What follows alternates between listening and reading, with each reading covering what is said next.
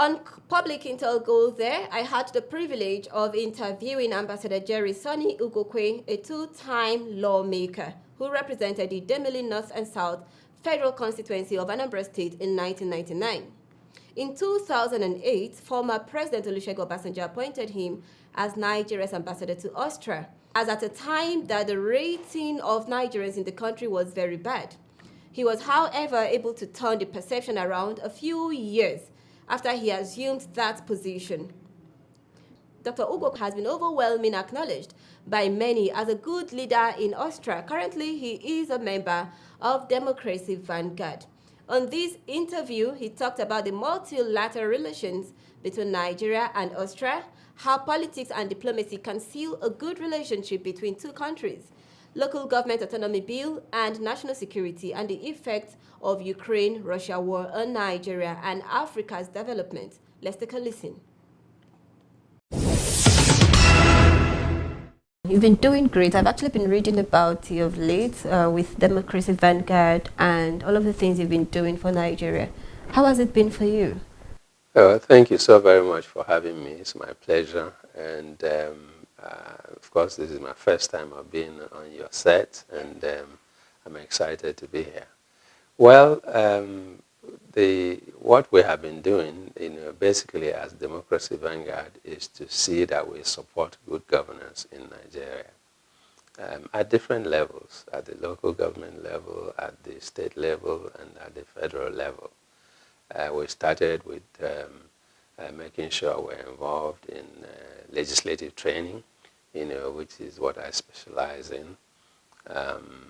Then down to assisting the National Assembly in constitutional review, and then we're now pushing the past bills, which is now going around to go to the state legislature, which we, as you know, we need concurrence of 2/3 of the legislature at the state levels, which means we need 24 minimum for them to pass. Specifically, legislations like the local government autonomy, both administrative and the rest of that. Yeah, I'll come to that. But then again, being a one-time ambassador to Austria and then a two-time House of Rep. But then let me just be focused on being an ambassador. Let's talk about bilateral relationship. How has bilateral relationship between Nigeria and Austria improved over the years? Well, first of all, I must say that being Nigeria's ambassador to Austria is quite an honor and a privilege, because when you're in Austria, you're not only dealing with a bilateral relationship, but you're dealing with multilateral relationships. Basically because you're Nigeria's ambassador to Austria and Slovakia, those are bilateral. And then you're Nigeria's permanent resident representative to the United Nations offices in Vienna, which is multilateral. Which makes you Nigeria's representative in UNIDO, Nigeria's representative on UNCITRA, Nigeria's representative in UNEP, and about 10 UN agencies, and also Nigeria's permanent representative in OPEC. So your hands are full. It's what you may call grade A embassy. Yeah. So, but bilaterally, we have had a very smooth relationship with Austria since that relationship was established way back, about 1960 or thereabout. It's one of the early relationships. Why? Because, Austria is a non-aligned nation, and Nigeria had remained non-aligned for a long time. So it's like the headquarters of, that kind of relationship. And again, that is why you have OPEC, stationed in Austria, because of the non-alignment. So that's why, OPEC headquarters, is in Austria. All right, talking about the alignment nation, how can Austria support Nigeria in improving its national security within Nigeria and, of course, in the African continent? Well, there are so many ways Austria, can support us. One is that Austria is one of those countries that I think is most disciplined. I'll give you an example. In Austria, you could leave your car running on the street. Once you have enough diesel or fuel to run it, it can be there for 1 week and you will come back and meet it. That is how disciplined and how conscious people are, that, the issue of stealing. In most cases where you find stealing, you find there are people from outside who have sneaked into Austria. So in terms of security, they have some of the best gadgets, you can think of in terms of security. And I think that, or rather when I was there, I made sure that, our defense and their defense, had meetings, had several, meetings to help us in terms of providing, security, providing trainings, our police, and all that, So I think Austria is one of the, best areas where we need to look at when we're talking about issues of security. Okay, would there be leverage of opportunities for Nigeria and Austria looking into the educational aspect for young Nigerians? Would there be in the future? There are so many Nigerians who are studying in Austria. They have some of the best universities. They have, some of the universities that are renowned, in science and engineering. Because I'll give you one thing. One of the things that you find in Austria that you may not find anywhere is the kind of technology that operates in.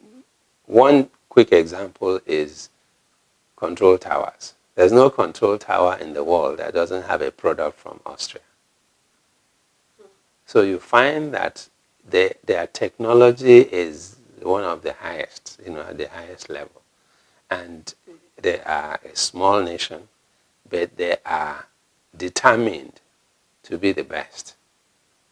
So that is why you find, United Nations set up, over 10 of its offices in Vienna, because, it is a country that is disciplined. You do not hear of all kinds of disturbances you hear, in many places in the world. Austria is disciplined. People are going about doing their businesses, doing their research. Is one of the greatest research countries in the world. Let's delve a little bit into diplomacy and politics. Okay, when you were an ambassador to Austria, was there anything you would have wanted to change in the then government that you feel you can still change in this regime? Well, governance is a continuum. It is not something that, that is perfect. There are so many things that we could do. One of the examples I have is that power, for example. The first electricity project we had in this country was done by an Austrian company. The dams and all that we did to generate electricity were done by Austrian companies. And I brought them back to Nigeria. We had several meetings to see how they can help us improve electricity. All the years I spent in Austria, there was never a day that, the light blinked. Not even a day. I don't remember any. Okay, so I brought them to see how they could help us improve, power generation, power supply. Because power is key to even the security you're talking about. If everywhere is dark, that is when people will snoop around. If everywhere is dark, even if you have street cameras and all kinds of cameras, it may not capture the faces that you need to go after. Now, we had discussions with the power generation companies and NEPA or what have you, But we discovered that when they went back, the proposals that they submitted were hijacked by people, and they went to places like China to fabricate, some of those things, and ignored the people who actually will produce what will last for us. Those are some of the problems, that we're having. again, the technology of street cameras, hidden cameras. In Austria, it is awesome. Those are the things we can get that can help our security. As a matter of fact, I can tell you that most of the street cameras that in Europe are made in Austria. So these are some of the areas that they can help us security-wise to help us make sure that our country is secure. And I think that I've spoken a number of times with the ambassador who is there now, and the current ambassador, and he's trying his best to see how he can link most of this up, with the government of today. Yeah. Away from Australia, let's come down to Nigeria. You represent Democracy Vanguard. Yeah. Tell me about Democracy Vanguard. Well, Democracy Vanguard is is a group of Nigerians who feel that things can be done better. As you know, I served in the National Assembly for 2 terms. People like Senator Bala Adamu, who also served in the Senate, and a number of us who had served in government at one point or another. So we felt that, we cannot just fold our hands and things are derailing. That we could come together as a group of those who have served and they're still serving, to form an organization that will go around, at our own cost, at our own determination, to make sure that good governance is instilled in people in government, and also to train our youths to make sure that they are ready to take over power from those of us who are getting older. Absolutely. And on the course of your journey with Democracy Vanguard, you've been facilitating the local government autonomy bill. Yeah.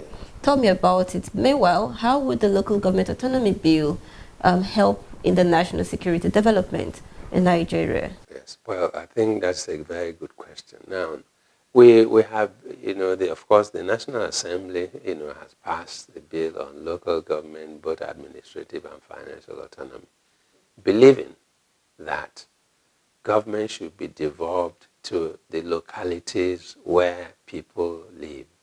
Those are the local governments. That's the foundation of any democracy.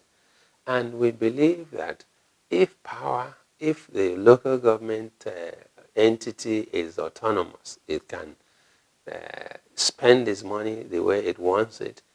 It knows, the local government entity knows where the shoe pinches more for the people. And also, every one of us will live in a local government. Even when you live in Abuja, you are in Amak. Even when you live in Lagos, you are either in Surulere or in Victoria Island or what have you. So the local government authority knows where the shoe pinches most. And they are in a better position to say, we need schools. Or we need hospitals, not schools. We need schools, not hospitals, depending on what they have. But if you sit down in Abuja and just say, we allocate 10 hospitals, to my local government, there may already be 10 hospitals there. But somebody is sitting here and saying, we are giving 10 clinics or whatever to your local government, while people cannot go to school. There are no schools where people can go to. You find that it will not work. So Democracy Vanguard, after looking at this holistically, decided that we are going to come together as a group of Nigerians across North, West, East, and South to do what is good for Nigeria. That's how we started. And, we got ourselves registered and we said, look, let us begin to talk to Nigerians on how to be better Nigerians and how to make Nigeria better. And one of the ways we could start that is from the assemblies, the National Assembly, the state assemblies, the local government councils. That's what we have been doing over time. We started talking to the youths. We bring youths together. We give them training on how, to be prepared to get into power. Because yes, we also do that. Just getting into power does not mean that you just sit down and somebody comes and hands it over to you. Even if they hand it over to you and you're not prepared, you mess it up. Some of us, started our training as early as, I remember when we were in the university, I was one of those in the Alimos Go group when we were thrown out of school because we were fighting for the rights of the students, and then from there I went to serve Senator Obamed, who was a Senate in the Senate in the Second Republic. That's how I started my training. And then I decided that I was going to do right for Nigeria, that any opportunity I had, I was going to go into leadership, and I was going to lead through the front and not through the back. And I was going to lead by example. Those are the things we want people to do. And like I said, if we divulge power to the local governments, they will be more accountable because you know why? The local government chairman lives in the local government. So if he doesn't do the right things, people can march to his house and say, you have not done us right. If any stranger comes into the local government, people know who it is. So it can also improve, it will improve security because they will know when strange people come into the local government.